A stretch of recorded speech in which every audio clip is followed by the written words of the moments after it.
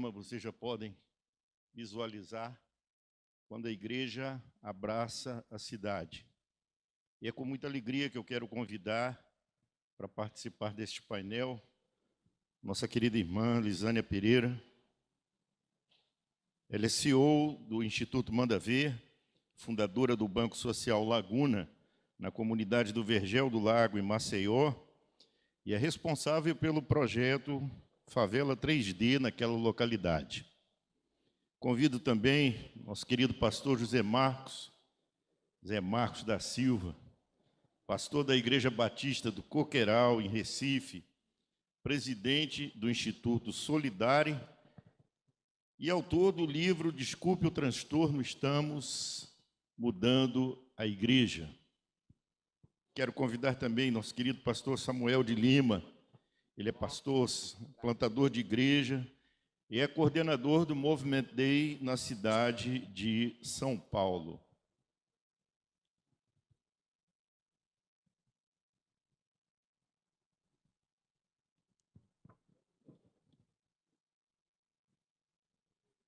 Cada um dos nossos palestrantes terá 20 minutos para responder as perguntas que nós vamos fazer.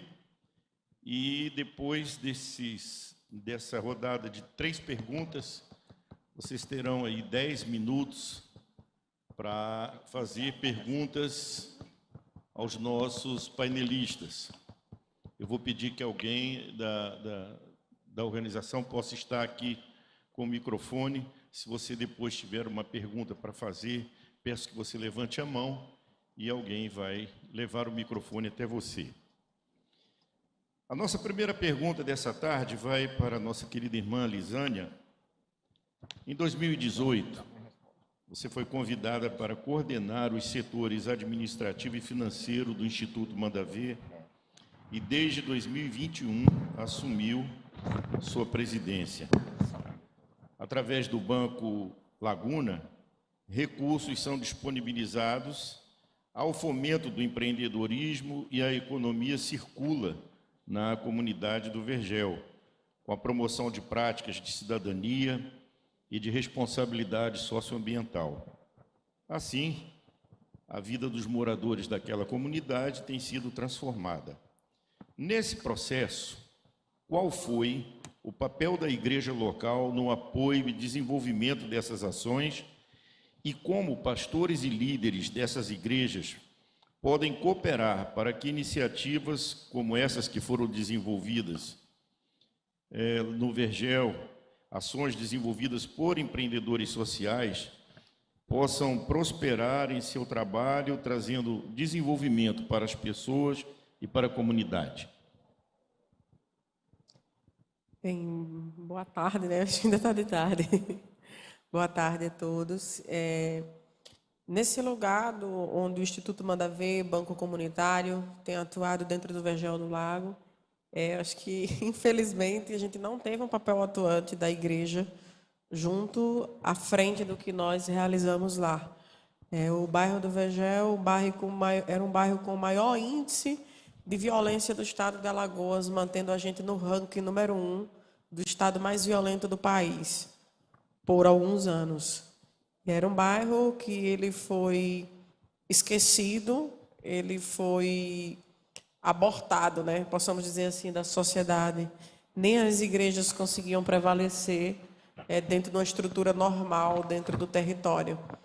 A maior regimentação que tem dentro do Vergel, no sentido de cunho religioso, numa estrutura gigantesca, e que eu acredito que é o contraponto espiritual do que acontece lá, é a Igreja Virgem dos Pobres. É uma igreja católica, sem desrespeitar os irmãos católicos, mas que trabalhou fielmente os últimos anos para só manter as pessoas na sobrevivência e na subsistência dentro do território. E quando nós começamos a trabalhar, o papel mais direto que a igreja teve, né, possamos dizer assim, são pelas pessoas, algumas pessoas que estiveram conosco, que são cristãos e que fazem o seu trabalho de forma muito competente no sentido técnico, mas que a gente entende que por trás de toda aquela técnica que é entregue ali no dia a dia do seu trabalho, essas pessoas têm uma vida de oração e oram pelo que executam lá.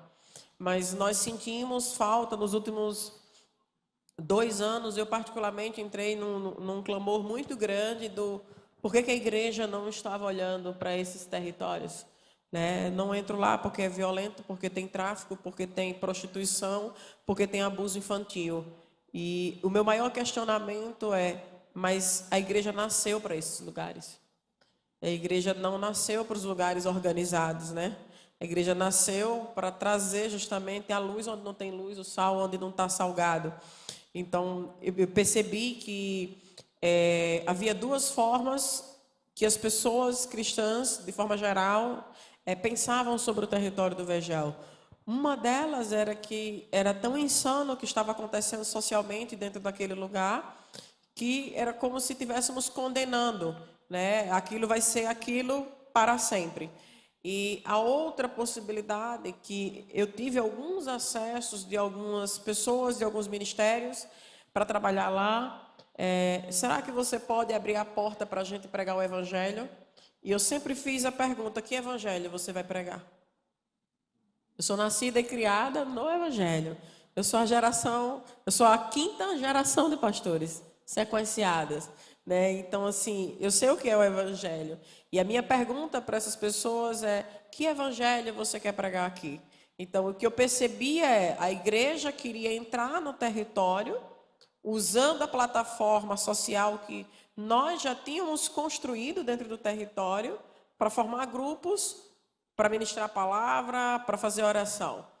Particularmente, pastor, e até pode-se causar um tom meio que de escândalo para alguns, é um lugar que eu não acredito, né? Hoje à tarde, falando aqui no curso, eu trouxe o livro de Tiago, né?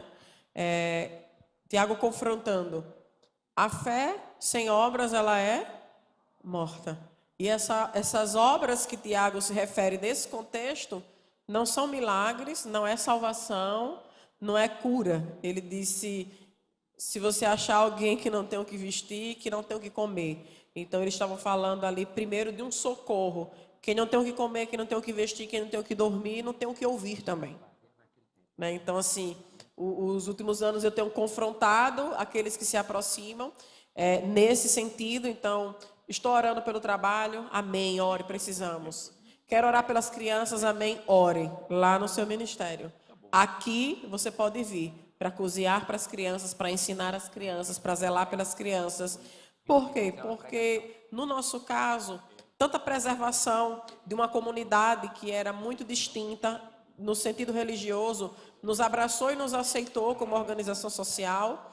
O que nós temos são princípios bem estabelecidos de quem nós somos, e são princípios cristãos, mas nós não precisamos difundir um evangelho que não mantém as obras de pé. E hoje eu vejo trabalhos incríveis, missionários, acontecendo ao nosso entorno, né, como o Íris Alagoas, que é da igreja da cidade, lá de Maceió, que está implantado no território, e nós começamos a nos conectar nesse ecossistema para apoiá-los. Então, hoje, nós não fazemos juntos, nós complementamos o que o Grupo Íris faz, né, durante períodos de muita crise no território, pessoas que quiseram trazer momentos específicos, nós abrimos. Então, acho que a melhor forma hoje, que pastores e ministérios e líderes missionários, enfim, podem ajudar o território, ser o que o pastor, de ontem à noite, esqueci o nome dele, estava ministrando ontem à noite aqui, o que ele compartilhou. Pastor Ricardo, o que ele compartilhou, ele disse, nós precisamos ser a carta viva de Deus na sociedade. Então, acho que a melhor forma de nos ajudar, enquanto projeto social, enquanto comunidade, é que os cristãos se tornem essa carta viva. E aqui, ontem à noite, para os que não estiveram conosco, ele definiu o que é essa carta viva. A carta viva, ela é pessoal, ela é íntima, ela se importa com a história, ela tem profundidade, ela tem a proximidade. Então, essa palavra, ela relata muito o que eu acredito para o nosso território. Eu abro as portas para quem quer nos ajudar. se ele seguir exatamente isso, se quiser ter profundidade com a nossa comunidade, se quiser ter intimidade com a nossa comunidade, se quiser entender a história da nossa comunidade. Hoje nós atendemos pessoas que foram vítimas de violência e que viveram dentro de cenários de prostituição, de tráfico, de outras vulnerabilidades no território. E a melhor forma de ter o amor e o carinho da comunidade é aceitá-los como pessoas que precisam ser cuidadas. Então, quando o pastor trouxe isso para mim, queimou e fechou uma lacuna dentro do meu coração. Eu quero que os cristãos, que os pastores se envolvam, mas se envolvam pela pessoalidade. E aí um outro exemplo que ele colocou ontem aqui, que cabe muito bem nessa resposta, é que ele disse, infelizmente, às vezes como igreja dentro dos territórios, nós queremos fazer os números, né? Opa, um salvo para Cristo, um salvo, um salvo. Mas esse um salvo carrega uma história, carrega uma dor, carrega uma bagagem muito grande, do qual muitas vezes, na velocidade do dia de produzir esse volume, nós não paramos. Cuidamos da nossa comunidade de forma personalizada, individualizada, entendendo as histórias, entendendo as jornadas. Então, importante para mim, por isso que eu disse, a igreja não nos apoiou. Quando eu digo não nos apoiou, é no sentido, não estava lá com a mão na massa junto conosco.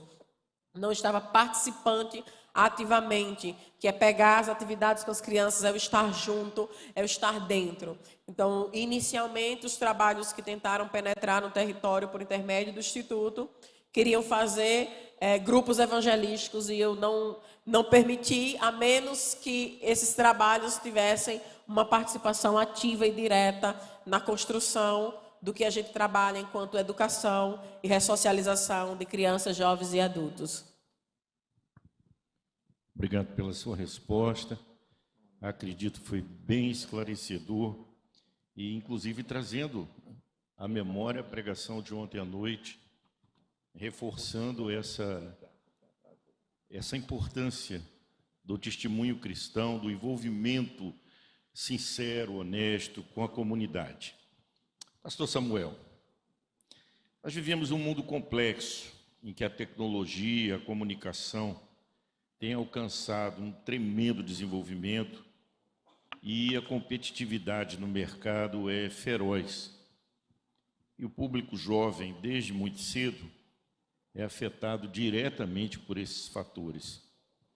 A velocidade e o volume das informações que chegam até eles é tão intenso e a competição é tão forte que muitos se tornam superficiais na sua reflexão, não sabem que rumo tomar diante de tantas opções e acabam perdendo o sentido da própria vida. Isso tem afetado de forma clara a igreja cristã, a partir da percepção que muitos jovens têm se afastado delas, não se interessam pelo Evangelho e olham para a igreja como algo ultrapassado, opressivo. Então, como reconquistar esses jovens que se afastaram das comunidades de fé, despertar outros que estão lá fora para a atualidade e relevância do Evangelho e engajá-los no processo de proclamação do reino de Deus e de transformação das comunidades? Ótima pergunta, Mendes. É um grande desafio, porque quando a gente olha para o começo do século XX, a previsão que eles diziam que levaria 100 anos para dobrar o tanto de conhecimento que se tinha no mundo. Hoje, leva 12 horas para você dobrar o conhecimento que a gente tem no mundo. Quando a gente pensa na pluralidade de opções que a gente tem, isso gera uma tremenda ansiedade. Tem um psicólogo que ele fala que se você está num deserto, você vai ter uma grande crise de ansiedade, não porque lhe faltam opções, mas porque as opções são infinitas e você fica sem saber o que escolher. Então, quando você tem menos opções, a vida é mais fácil do que quando você tem muitas opções, porque você não sabe escolher. Então, os adolescentes do nosso tempo, eles têm acesso a muita informação, mas não sabem como lidar com essa informação. Por outro lado, tem uma outra questão. Algumas semanas atrás eu estava participando de um fórum e alguém disse assim: essa geração, a nova geração de adolescentes, é uma geração que está com mais raiva.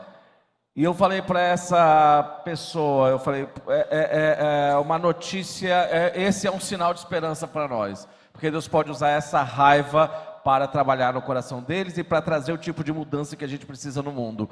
Porque a situação dos nossos adolescentes que nós temos hoje, ele também é um sinal da falha das gerações anteriores.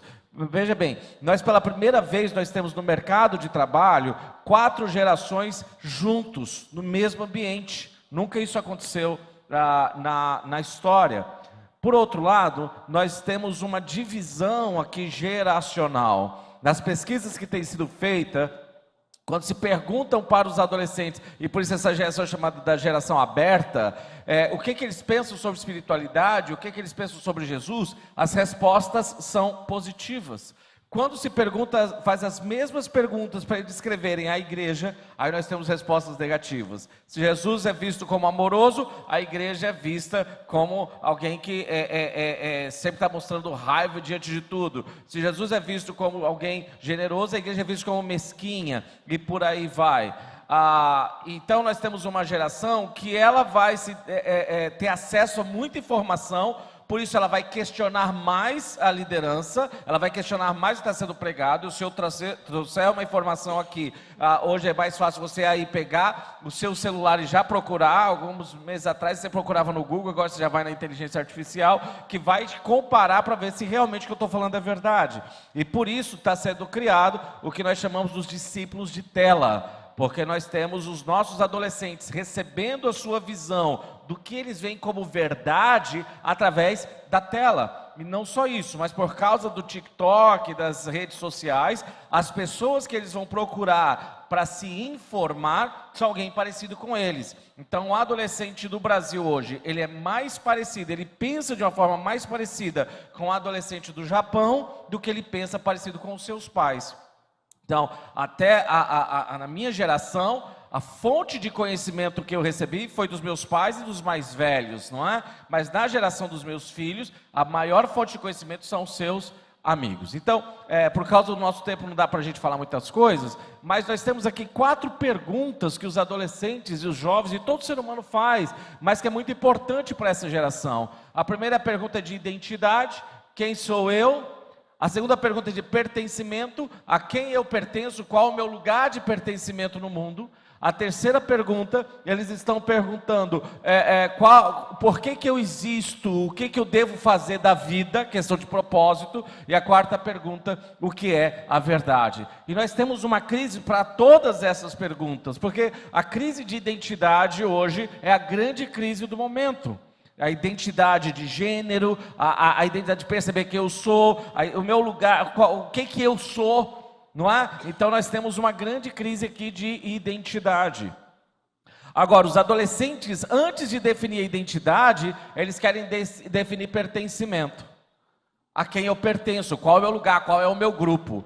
Por isso que antes na igreja, o nosso paradigma de evangelização era: você precisa crer, depois você vai se comportar como um crente, e aí sim você pertence à igreja.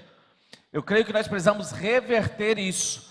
Primeiro você pertence, depois você crê, e aí porque você crê, não é a questão só de se comportar, mas você vai se tornar.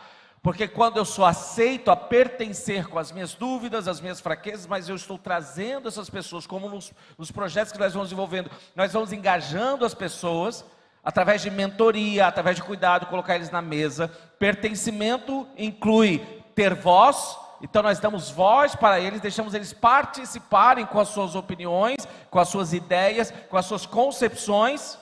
E a partir disso eles vão entendendo a sua identidade. Quando eu sei quem eu sou, isso é o que vai definir o meu comportamento.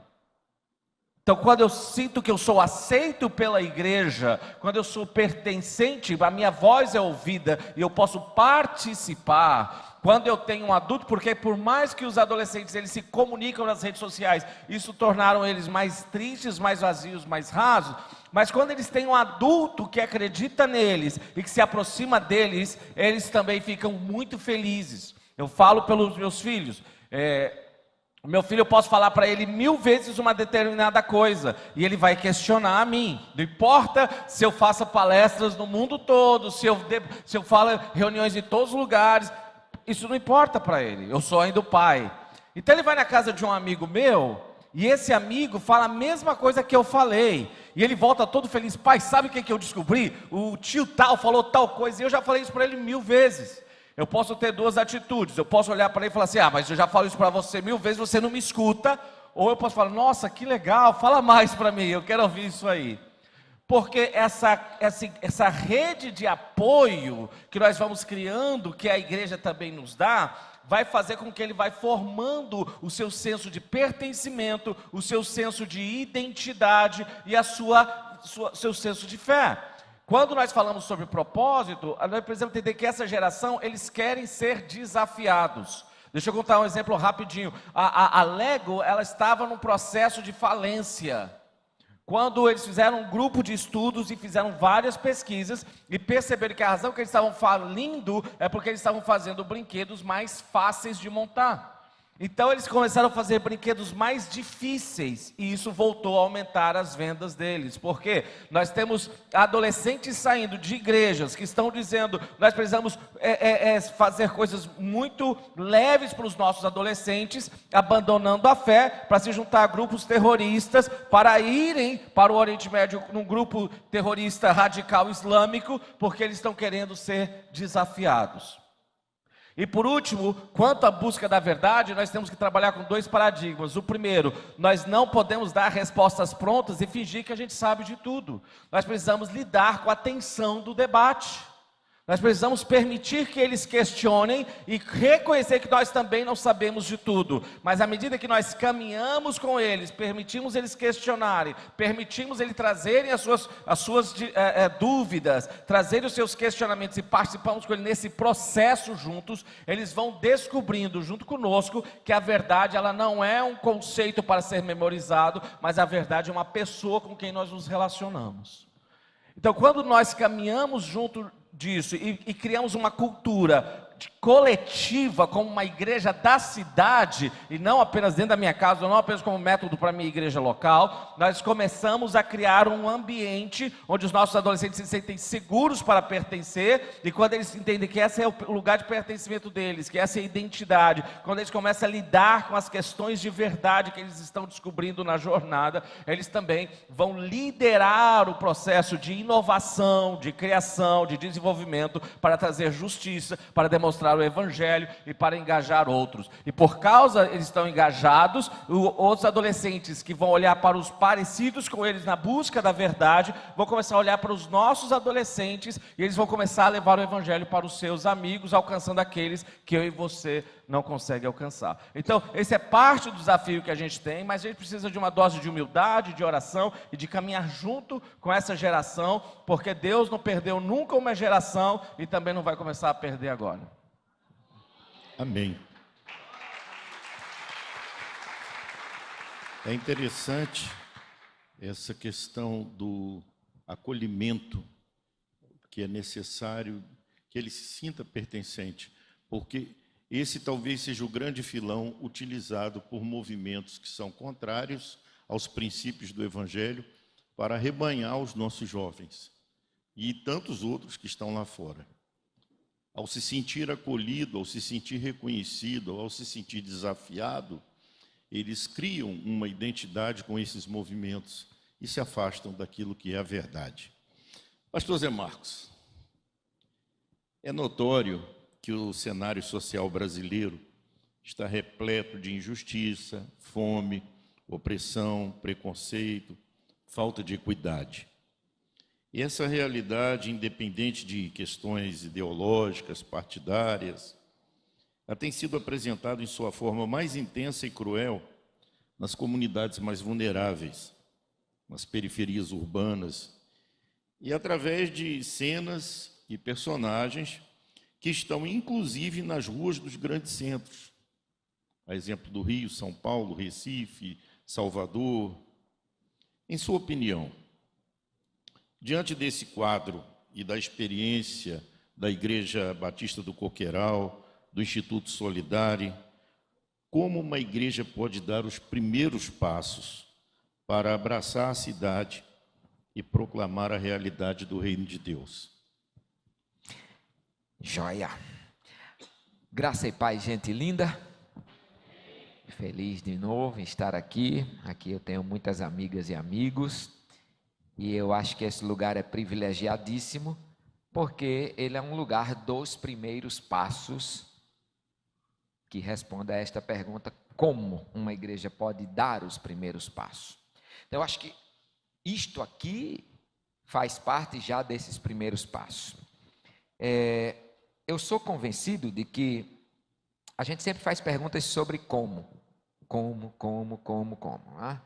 Como eu faço um projeto, como eu mobilizo recursos, como eu... E eu sou muito convencido de que a gente não consegue mudar na prática se a gente não conseguir mudar os nossos conceitos. Então, o que é que aconteceu com a Igreja Batista em Coqueiral? Quando eu fui pastorear essa igreja em 2002, ela já era uma igreja de 77 anos e estava em crise existencial exatamente por causa dessa pergunta. Como nós, enquanto igreja local, o ente mais antigo desse bairro, vamos atuar para alterar as desgraças que... Tudo isso que introduz a pergunta que você me fez, desigualdade, injustiças e por aí vai. Como nós vamos atuar enquanto igreja para mudar essa realidade aqui? E o nosso investimento foi, primeiro, compreender por que, enquanto igreja, a gente se afastou do mundo, por que, enquanto igreja, nós criamos uma barreira de proteção entre nós e o mundo, e a gente começou a fazer perguntas difíceis e usar a Bíblia contra nós. Perguntas difíceis. Por que que a igreja não está chorando com o menino assassinado? Por que que a igreja não está chorando com a garota violentada, a mulher oprimida, o negro marginalizado, o encarcerado, injustiçado? Se Deus chora com essas coisas, por que que a gente está chorando? Porque esse ano não teve o aniversário do coral, e isso é um absurdo, porque todo ano a gente faz o aniversário do coral. Então a gente foi percebendo que a gente chorava com o que Deus não chorava e não chorava com o que Deus chorava. E a gente foi compreendendo a partir deste ato de colocar a Bíblia no colo, sentar em roda e deixar a Bíblia ser a palavra de Deus contra a nossa prática, deixar a Bíblia ser a palavra de Deus contra nós, a gente foi enxergando algumas coisas que no esquema da nossa religiosidade a gente não conseguia enxergar. Por exemplo, a gente foi enxergando que a gente não tinha compaixão pelos que sofriam. Os que sofriam não eram problemas nossos. A gente foi enxergando que aquele ambiente que estava contido no templo, na Rua Alcântara 170 Coqueiral, ele cabia, era um ambiente geográfico que cabia toda a nossa operação coletiva de fé. Então, o que era a nossa operação coletiva de fé? O culto, a reunião das mulheres, o departamento das crianças, os ensaios dos ministérios, tudo isso cabia ali dentro e o mundo ficava de fora. Quando a gente olhando para a Bíblia e deixando ela falar contra nós, a gente vai ver que, e a gente até aprendeu qual era a real palavra por trás daquele tal de João 3,16. Porque Deus amou o quê? O mundo. Deus amou o mundo de tal maneira. A gente aprendeu até esse tal. Esse tal é compaixão. É aquilo que fez o samaritano abandonar a sua agenda pessoal, inclusive usar dos seus recursos para ir cuidar daquele caído, coisa que os religiosos não conseguiram fazer. Então a gente foi entendendo que a operação concreta da nossa fé não podia mais caber dentro do templo, dentro do domingo, dentro do esquema da religião. E a gente tinha que dar respostas concretas para essas mazelas que fazem Deus chorar. Inclusive a gente aprendeu que era reino de Deus. Reino de Deus. E a gente ficou besta, porque uma igreja chegar à conclusão que não sabe o que é reino de Deus, dói. Eu era um pastor formado em teologia pelo Seminário Teológico Batista do Norte do Brasil. E quando eu soube que eu não sabia o que era reino de Deus, isso me humilhou. Né? Me humilhou. E reino de Deus é coisa tão simples da gente entender, mas nossas escamas religiosas não permitiam. Reino de Deus é justiça. E todas as consequências da justiça. Tudo que você leu aqui nessa pergunta são consequências da injustiça. Desigualdade social e todas as outras. Reino de Deus é justiça. Isaías define isso e Paulo atesta isso. Isaías em 32:17 e Paulo em Romanos 14:17. Justiça. E as consequências da justiça, que são paz, alegria no Espírito Santo. Portanto, o reino de Deus não é necessariamente transformar católicos em crentes, fazer pessoas entrarem na nossa religião. Então essas coisas machucaram demais a gente, porque a gente percebeu que a Bíblia tinha muita coisa a dizer contra nós. Depois disso, minha irmã e meu irmão, o resto é que nem fazer Neston. Existem 1000 maneiras, cada um inventa a sua, né? Olha aí, quem sabe o que eu estou falando já passou dos 40 aí, sabe, né? O resto é como fazer Neston. Foi o que a igreja de Coqueiral fez, por exemplo. A gente derrubou o templo. Foi um jeito que a gente achou. Foi o nosso Neston. Foi muito radical isso. Eu tinha 27, 28 anos. Eu acho que se eu tivesse 49, que é a minha idade hoje, talvez a gente fizesse outro Neston e tivesse deixado o templo lá. Mas a gente derrubou, porque a gente entendeu que aquilo estava sendo o ambiente geográfico, filosófico, teológico, religioso, que era uma redoma de separação entre nós e o mundo. Depois a gente transformou esse novo espaço num espaço que a gente disse para o povo: venham para cá, venham para cá. E a gente fez seleção dos mais oprimidos e a gente foi fazendo de qualquer jeito. Eu acho que não importa muito o jeito que a gente começa, porque essa pergunta, ela diz assim: como a igreja começa, né, a se importar e abraçar o mundo? Essa pergunta. Eu acho que em cada local a gente acha o como, mas eu sou convencido de que se a gente não redefinir conceitos, paradigmas, é mais do que conceitos, são paradigmas. O paradigma é um conceito que ele é tão cristalizado que você não pensa mais, simplesmente executa. Todo mundo escovou os dentes hoje de manhã e ninguém pensou para escovar os dentes. É porque existe um paradigma que diz que a gente bota um negócio que a gente compra no supermercado, no outro que a gente compra, que tem uns negócios lá. Minha avó escovava com raspa de joá. Era outro paradigma. O paradigma é isso. A gente não pergunta por que a dor do outro não dói. Porque nosso paradigma diz que se esse canto estiver cheio de gente, está legal. Enquanto isso, o mundo está se arrebentando, acontecendo esse fenômeno de pessoas de gerações que fazem perguntas que as nossas não fizeram, muitas não quererem mais saber de nós, e a gente coloca a culpa no mundo, né? O mundo jaz no maligno, o mundo tem que se acabar, a gente entende que reino de Deus é um negócio para depois do caixão, a gente não consegue trazer o reino de Deus. Jesus diz: venha o teu reino. João está dizendo: Jerusalém desceu.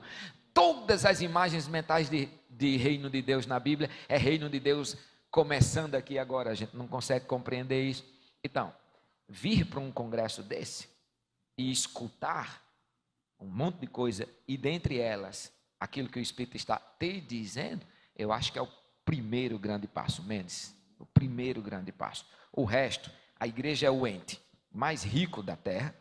Sai agora em Natal, para ver quem tem um auditório com essa estrutura aqui, com esse tipo de painel, com esse tipo de capacidades e meios que isso aqui tem. Então, a gente tem gente inteligente, a gente tem, inclusive, a capacidade única de dar sem querer nada em troca. Então, mas a gente precisa mudar chaves, senão, na prática, a gente não abraça o mundo nem ama o mundo. Então, eu acho que começa por aí, por mudança de consciência. Amém.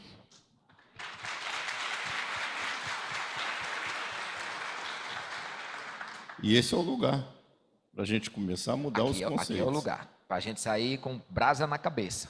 Se você voltar para casa satisfeito, esse congresso falhou. Você tem que voltar para casa em crise, amém? Amém. Eu tive um professor, alguns anos atrás, que ele dizia sempre assim: eu não vim explicar nada, eu vim trazer confusão para a cabeça de vocês. E é uma verdade, viu? Essas coisas são boas, porque confundem a gente e a gente vai buscar um caminho de verdade. A gente não precisa das novas respostas, a gente precisa fazer as perguntas certas, né? Elas é que botam a nossa cabeça para ferver. Queridos, eu vou pedir que aqueles que tiverem alguma pergunta levantem a mão. Nossos irmãos vão levar o microfone até você, para você fazer a sua pergunta. Nós não temos muito tempo para perguntas, mas algumas poderão ser feitas. Então, eu peço que, caso você tenha uma pergunta para um painelista em específico, você faça a sua pergunta dirigida a ele, ou se for para os três, que você informe também. Posso fazer? Pode. Para a Lisânia. Eu participei da apresentação dela agora à tarde sobre empreendedorismo, muito interessante, impactante.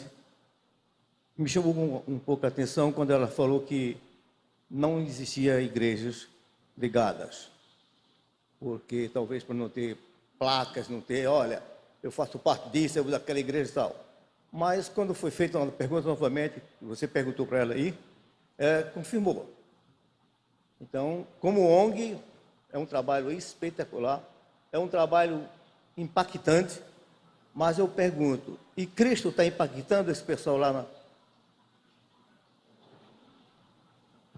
Essa é a pergunta.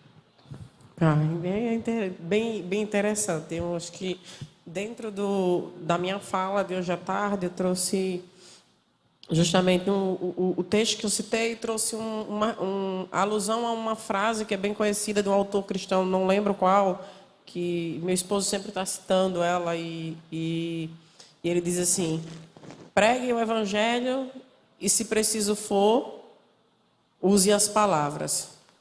Por que eu tomei isso como um estilo de vida nesse sentido, né, de pregue o evangelho, se possível, use as palavras? Eu estou ligada, sim, a uma instituição religiosa, faço parte de um ministério, tenho uma atuação ministerial. Alguns que trabalham comigo também têm. E quando se traz essa pergunta de as pessoas estão sendo impactadas por Jesus com o que se faz, eu olho para o que a gente mensura como impacto.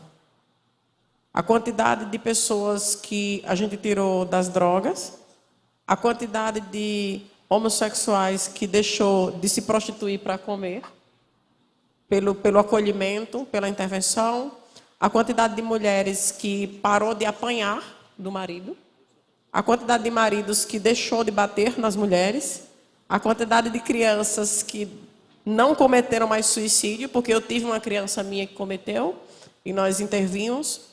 Então, eu trago alguns princípios cristãos que não são falados, mas são vividos. Quando você quer ter algo com Deus, com um nível de profundidade, e quando se fala, por exemplo, de jejum também, a própria palavra de Deus fala sobre você e teu pai no secreto, sobre estar no seu tempo de jejum, arruma o cabelo, limpa a barba e vá. O que eu acredito nesse sentido é que é necessário que a igreja intervenha de forma direta, assim como os pastores colocaram aqui, falas sensacionais, né? Quando que você descobre que você não sabe nada sobre o reino de Deus, quando você está mais preocupado com o que está dentro da porta, com o que está lá fora. Então, eu acredito que sim, há um impacto de Jesus na vida dessas pessoas, porque Jesus não cobrou de ninguém que foi tocado por ele estar no culto no domingo para agradecer. Jesus tocou exatamente na necessidade e na mazela humana que aquela pessoa enfrentava, seja no seu estado físico, emocional. E hoje, assim como diz a palavra, as nações, como a gente vê lá em Daniel, quando ele saiu da cova dos leões, o rei não se converteu, mas o rei deixou uma proclamação, que todos tremam e temam diante do Deus de Daniel. E o que eu escuto hoje das minhas mulheres, de alguns homens que saíram do tráfico e de algumas crianças exatamente com essa fala: se não fosse esse projeto, eu não teria sido salvo disso. Então, a minha definição do quanto Jesus toca essas pessoas pelo que fazemos é por ver a transformação e o impacto a partir dos princípios que nós aplicamos. Queridos, nós temos um tempo resumido para concluir o nosso painel, em decorrência das programações seguintes, mas ainda temos tempo para uma pergunta. A irmã aqui na frente levantou a mão. Eu peço perdão a quem teria ainda mais algum questionamento. Olá, boa tarde. Me chamo Juliana e a minha pergunta é para Lisânia. Lisânia, como é ser uma líder feminina numa comunidade marginalizada? Porque se aqui na igreja você foi a única que não recebeu palmas após trazer uma excelente explicação, a primeira pergunta que foi lhe feita foi um desafio. Mas e aí? Tem surtido efeito o que você faz?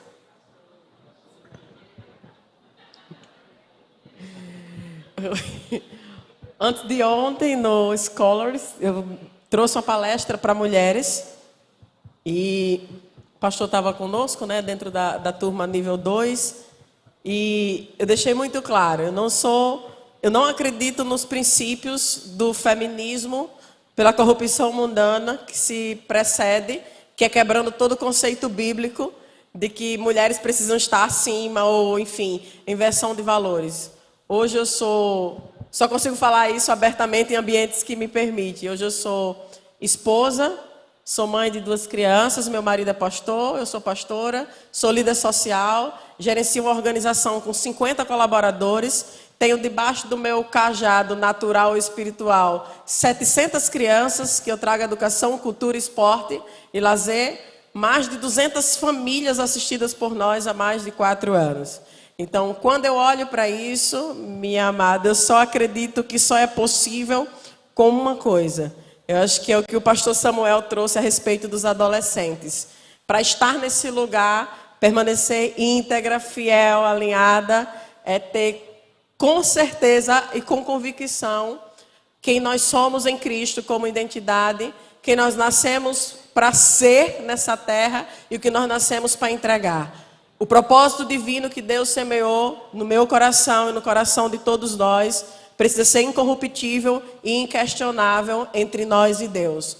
Todo o resto ao nosso redor é um movimento de compaixão, de solidariedade, de compreensão por causa da estruturação, muitas vezes, do mundo que ainda entra dentro dos conceitos e da estrutura de igreja, infelizmente. Então, eu já passei por muitos cenários e muitos desafios, socialmente, espiritualmente, emocionalmente. Hoje eu tenho o amor, o respeito da minha família, do meu marido, do meu pastor, do meu apóstolo, da igreja que eu congrego, dos meus irmãos, das pessoas que eu lidero, mas mais por identidade, porque as pessoas olham e dizem assim: não importa, você vai bater, né? Você pode botar na cova, você pode botar em qualquer lugar. Quando você chegar no lugar que o seu externo nunca vai definir o que está aqui entre você e Deus, fica mais fácil de se firmar e de permanecer na rota.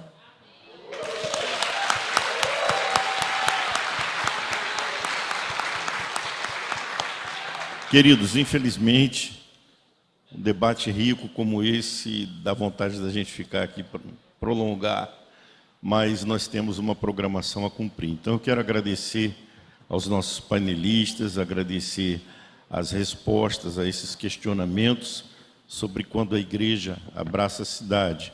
Eu creio que cada resposta fornecida trouxe elementos para a nossa reflexão, trouxe um momento importante para que a gente pense sobre nosso jeito de ser igreja, aquilo que Deus tem em propósito na nossa vida e como comunidade de Cristo para este mundo. Deus os abençoe.